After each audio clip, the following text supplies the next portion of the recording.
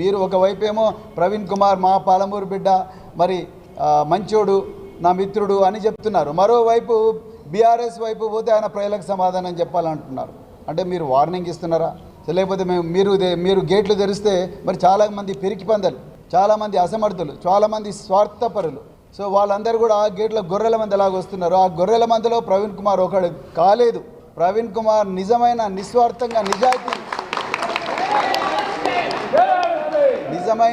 నిజమైన నికార్సైన నిజాయితీ కోసం పనిచేసే నాయకుడు కాబట్టి ఆ గొర్రెల మందిలో ఒకడు కాలేదని బాధపడుతూ మరి అక్కసుతో ఈ మాట అంటున్నారా రేవంత్ రెడ్డి గారు?